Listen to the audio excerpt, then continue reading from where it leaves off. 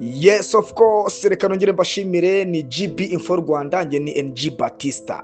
Ubundi inkomoko y'amadini tubamo n'imyigishirize yayo ndetse n'imyemerere yayo byabayeho gute? Amadini atandukanye yabayeho gute? Ubutumwa bwayo bwabayeho gute? Ese imyemerere tugira bitewe n'amadini ndetse n'amatorero tuyigira gute? Amadini yabayeho gute? Yabayeho ryari? Iyo wumvishe idini wumva ari ikintu cyabayeho ryari? Reka tubivugeho. Ubundi kuva inyoko ya muntu yabaho ku isi yagiye yibaza ibibazo bigiye bitandukanye. Ikibazo cya mbere abantu baribazaga ngo ubundi isi yavuye he? Bakavuga ngo ubundi ninde waremye umuntu? Niko bibazaga. Kubera iki isi yabayeho? Ninde waremye umuntu? Bakongera bakibaza ngo ubundi ubuzima burangirira hehe? Abantu bakagira amatsiko kwibaza ngo kuki hariho urupfu n'imibabaro ku isi? Ibyo bibazo rero byagendaga bibaho, bagendaga bibaza, byagiye bituma bagira ubundi buryo n'indi mitekerereze yagura ubwonko bwabo. Bitewe n'ibyo bibazo rero bibazaga, kugira ngo babone ibisubizo by'ibyo bibazo bibazaga, abantu bashyizeho icyo bita imyemerere cyangwa imyumvire, bashyiraho icyo bita imigenzo ndetse n'imikorere, ndetse ibyo bintu bagiye bashyiraho by'imyemerere n'imyumvire ndetse n'imigenzo nibyo byaje guhindukamo amadini. Kuvuga ngo ibibazo bagendaga bibaza, urupfu rubaho gute? Ese ninde waremye isi? Ese Imana ibaho? Ese isi yabayeho gute? Kuki yabaho imibabaro? Kuki abantu bapfa? Uko kugenda kwibaza ibyo bibazo mu buryo bwo gushaka ibisubizo byabyo, uko ibinyejana by'imyaka byagendaga bihita, baje kurema rero ikijyanye n'imyemerere ndetse n'imyumvire ndetse n'imigenzo. Uko kurema iyo myumvire n'imigenzo nibyo byaje kuvamo ibintu byitwa amadini cyangwa se amatorero, nyuma y'igihe uko imyaka yagendaga isimburana. Ubu tuvugana ku isi yose hari amadini akabakaba cyangwa se arenga 4,000. Ayo madini rero bitewe n'imyumvire ndetse n'iyo migenzo yavuzwe haruguru yagiye ibaho, yagiye ituma habaho amadini akabakaba ku isi yose kugeza isaha arenga 4,000. Amwe mu madini akomeye rero yabayeho ku isi ndetse n'aka kanya yagize uruhare mu guhindura imyumvire y'abantu ku isi, hari idini ya Kristo cyangwa se idini ya Christianity, hakaza idini ya Islam, hakaza idini ya Hinduism, hakaza idini ya Buddhism, ndetse hakaza n'idini ya Judaism. Ayo ni amadini akomeye yagiye agira uruhare rukomeye cyane mu guhindura imyumvire ndetse n'imikorere y'abantu batuye isi muri rusange. Ese ubundi amadini yabayeho gute? Yabayeho ryari? Ashingira ku iyihe myumvire cyangwa se ku iyihe gospel? Bigenda bite cyangwa byagiye bigenda bite? Reka tumenye ibyo ari byo. Mbere yuko rero ayo madini twavuze haruguru, za Christianism, za Christianity, za Judaism, za Buddhism, za Islam ndetse n'izindi, mbere yuko ayo madini abaho hariho icyo bita imyemerere y'abantu ba kera. Mu bihe bya kera hari uko abantu bemeraga cyangwa bizeraga. Ubundi mu bihe bya kera byari bimeze bite? Ubundi mu bihe bya mbere by'amateka abantu bizeraga ko imbaraga zidasanzwe ziri mu bintu byose. Imyemerere y'abo bantu rero yitwaga icyo bita anisme. Abantu bizeraga ko imisozi ifite imbaraga. Umuntu akajya hariya akizera yuko umusozi ufite imbaraga, akizera yuko amazi afite umwuka, akizera yuko ibiti bifite ubuzima bw'umwuka. Muri Afurika rero nabo hari uburyo abantu bizeraga. Imyemerere y'Abanyafurika rero mu mateka y'ibya kera, bo bizeraga yuko hari ikintu kidasanzwe kiri hejuru iyo ngiyo cyangwa ahantu batazi gifite imbaraga, akaba ari wenda akaba ari cyo bafata nk'Imana, ariko bakaba bafite icyo bita abakurambere. Ibi byagaragazaga iki rero? Ibi byagaragazaga ko mu mvugo zamenyekanye zivuga ko abapfu ntibashira, ahubwo baba abakurambere bayobora abazima. Abanyafurika bavugaga yuko abantu bapfuye, abapfu ntabwo bashira, ahubwo aho kugira ngo bashire baba abakurambere bayobora abantu bazima basigaye bagihumeka. Iyo niyo myumvire cyangwa se niyo myemerere y'abantu ba kera cyangwa se b'Abanyafurika ba kera. nyuma y'iyo myumvire rero havutse indi myemerere cyangwa indi myumvire yitwa icyo bita polytheism, aho abantu bizeraga imana nyinshi. Urugero nko mu Bugiriki bwa kera murabizi ko bagiraga imana nyinshi, nk'urugero harimo za Zeus, harimo za Poseidon, harimo za Athena ndetse n'izindi. Hari icyo bita rero inkomoko ya Hinduism cyangwa se inkomoko y'idini y'Abahinde. Ni ukuvuga ngo Hinduism ni idini rya kera rikiriho kugeza n'uyu munsi, ryatangiriye mu gihugu cya India cyangwa mu Bahinde, ni hafi y'umugezi witwa Indus River. Hinduism cyangwa se iyi myemerere y'Abahinde yatangiye mu myaka 2000 ishize. Kuvuga ngo ibitabo bakoresha bizera nk'igitabo cyitwa Vedas, Bhagavad Gita. Muri iki gitabo rero cya Bhagavad Gita hari ahantu cyangwa se hari umurongo urimo wanditse ugira uti: iyo ubutabera bugabanutse nanjye ndigaragaza kugira ngo ndinde abatunganye. Kuvuga ngo bo niyo myumvire bagira, niyo myemerere bagira, niyo myemerere yabo. Ibi bishatse kuvuga yuko Imana yita ku isi n'abantu bo niko bizera. Ikindi kandi bizerera mu cyo bita karma. Karma rero byohe ni iki? Karma yo bavuga yuko ibyo umuntu byose akora bigira ingaruka nziza cyangwa se ingaruka mbi. Nimba weretse umuntu urukundo nawe uzerekwa urukundo, niba weretse umuntu urwango nawe uzerekwa urwango. Karma nicyo ivuga cyangwa se iyo bigisha bo nicyo bigisha. Iki nanone bizera icyo bita reincarnation. Ni kwa kwizera ko umuntu iyo apfuye yongera kuvuka bundi bushya cyangwa se yongera kuzuka bundi bushya mu kindi kiremwa. Urugero, niba upfuye kano kanya ukazavuka bundi bushya, wenda ukavukira nko mu kindi gihugu witwa undi muntu, cyangwa wenda ukavuka wenda uri nk'igiti runaka, nk'ikimera runaka, ibintu nk'ibyo ngibyo. Reincarnation rero niko bo bizera. Ikindi bizera mu cyo bita moksha ni ugukizwa mu ruziga rwo kuvuka no gupfa. Kuvuga ngo gukizwa mu ruziga rwo kuvuka no gupfa, iyi moksha yo nicyo ivuga. Iri dini rero ryitwa Buddhism ryashinzwe n'umugabo witwaga Siddhartha Gautama. Yavukiye mu gihugu cya Nepal, yari igikomangoma, ariko aza kubona ko ubuzima bwose burimo imibabaro, burimo induru, burimo inzara, burimo urupfu. Hanyuma aza guhitamo kwishingira cyangwa se aza guhitamo kugendera ku myemerere y'idini ya Buddhism. Reka twirebere rero ku cyo bita idini y'Abayahudi. Idini y'Abayahudi cyangwa se icyo bita inkomoko ya Judaism ryo iyi nkomoko cyangwa se inkomoko y'idini y'Abayahudi yo yabayeho gute? Yabayeho ryari? Idini y'Abayahudi ni rimwe mu madini ya mbere yigishije ko Imana ari imwe gusa. Umuntu ukomeye mu ntangiriro zaryo nuwo bita Aburahamu muri Bibiliya mwe muramuzi. Igitabo kera iyi dini ya Judaism cyangwa se idini y'Abayahudi ikoresha cyitwa Torah. Muri iki gitabo cya Torah cyangwa se muri iki gitabo gitagatifu cyangwa se kera cy'idini y'Abayahudi harimo ahantu handitse hati cyangwa se harimo umurongo ugira uti: umva Isirayeli we, Uwiteka Imana yacu ni Imana imwe.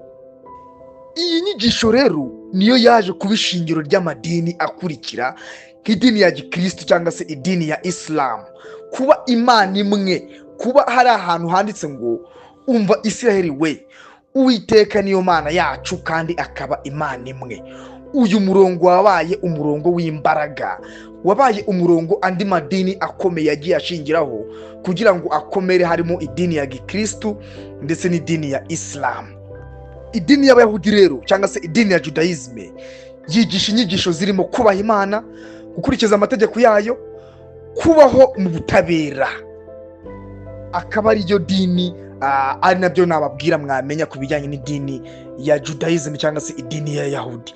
Noneho reka turebe idini ya Kristo cyangwa se abakristo. Mwebwe musengera mu madini y'abakristo, ni za Catholic, za Adventist, za Protestantism, za dini ya Kristo. Abantu bose bashingira ku myemerere ya Kristo, mwemera inyigisho za Yesu Kristo. Dini ya Kristo yabayeho gute? Yabayeho ryari?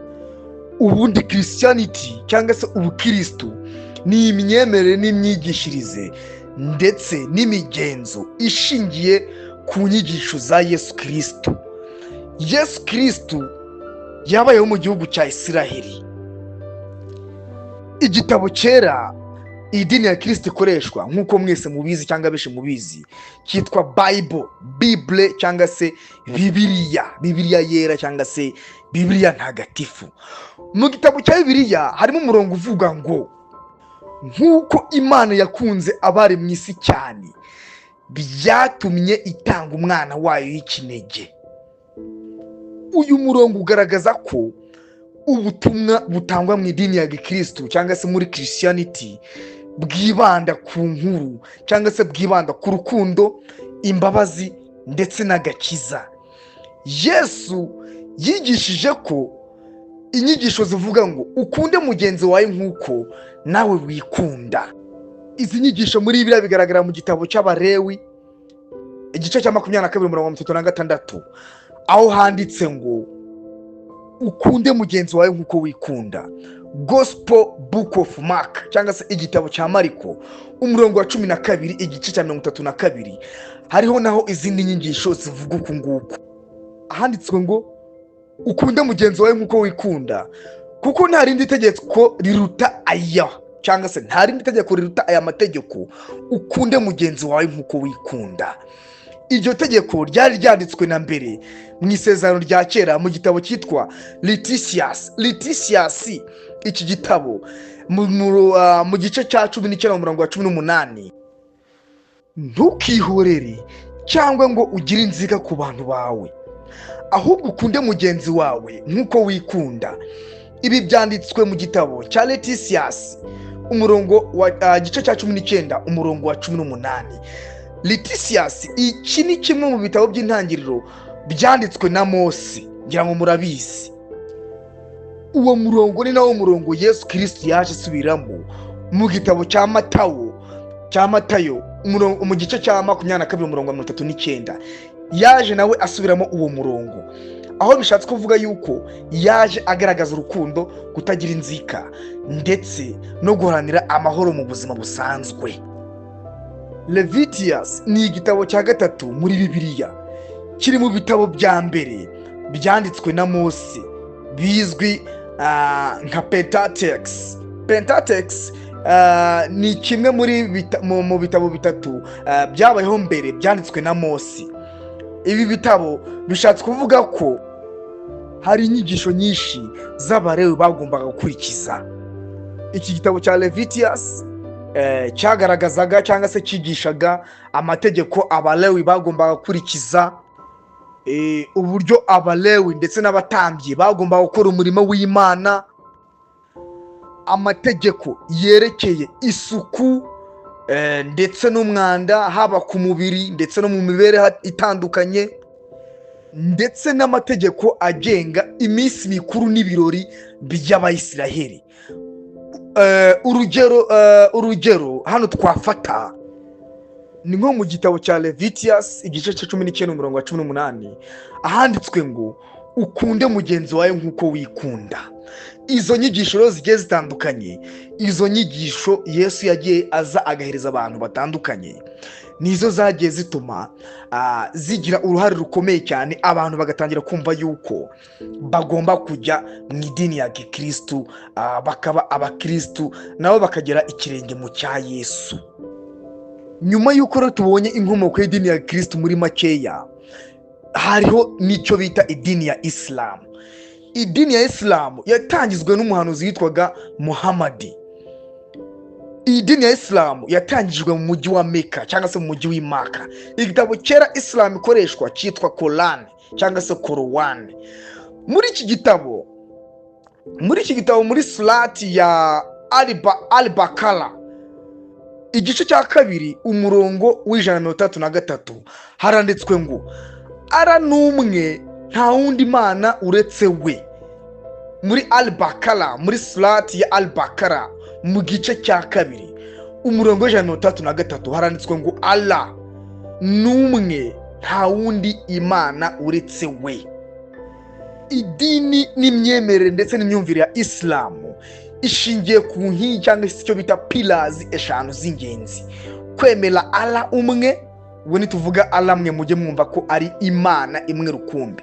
Kwemera Allah umwe, gusenga 5 ku munsi, gutanga amaturo ku bakene, kwiriza Ramadan, ubwo ni cya gisibo tugira, ndetse no kujya nibura i Mecca, icyo bita Hajj. Islam nayo ni imwe mu madini afite abayoboke benshi ku isi nyuma y'idini ya Gikristo, akaba nari idini yabayeho hafi mu kinyejana cya 4 mbere yuko itangira kumenyekana. Iyi dini rero nayo akaba ari idini ifite imyemerere ishingiye ku kwizera Imana imwe rukumbi, gusenga 5 ku munsi, gufasha abakene, ndetse no kugira urukundo rutavangiye. Hariho andi madini rero gakondo ya Afurika yagiye abaho. Amadini gakondo ya Afurika yagiye abaho mbere y'uko idini y'Ubukristo ndetse na Isilamu bigera muri Afurika. Hari amadini gakondo yagiye abaho agira ibirango byinshi bitandukanye. Ibyayarangaga rero bimwe muri ayo madini hari ukwizera Imana imwe isumba byose, kubaha abakurambere, ndetse no gukora imihango gakondo. Urugero nko mu Rwanda abantu bizihizaga Imana nk'irembo ry'ubuzima. Hari nk'imvugo yakoreshwaga kera yavugaga iti Imana iruta byose niyo nyir'ubuzima. Ibi ngibi byerekanaga ko nubwo amadini yaje ari menshi ku isi atandukanye, ariko imyemerere ku Mana yari isanzwe ihari mu bantu bagiye batandukanye. Mu kinyejana hagati y'ikinyejana cya 19 ndetse n'ikinyejana cya 20 havutse amadini mashya agiye atandukanye. Urugero twavuga nk'idini ryitwa Sikhism, Baha'i Faith. Aya madini ni amadini y'ikinyejana cyangwa se yavutse mu kinyejana hagati y'ikinyejana cya 20 ndetse n'ikinyejana cya 19. Icyo rero twafata nk'umwanzuro, nubwo amadini atandukanye afite inyigisho zitandukanye, ibitabo bitandukanye, imigenzo itandukanye, hafi ya yose yigisha ibintu bisa: n'urukundo, kubaha abandi, gukora ibyiza, kubaho mu mahoro, ndetse nk'uko Bibiliya ibivuga, hahirwa abaharanira amahoro. Kandi nk'uko Korowani bivuga, Imana ikunda abakora ibyiza.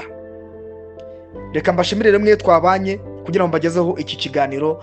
Nitwa NG Batista, YouTube channel ni GB Info Rwanda. Kola subscribe niba utarayikora, ukole share ndetse ukole like, usangize bagenzi bawe n'inshuti zawe iki kiganiro kugira ngo tujye turushaho kubana mu buzima bwa buri munsi ndetse n'ibiganiro turutawema kubategurira. Ciao ciao.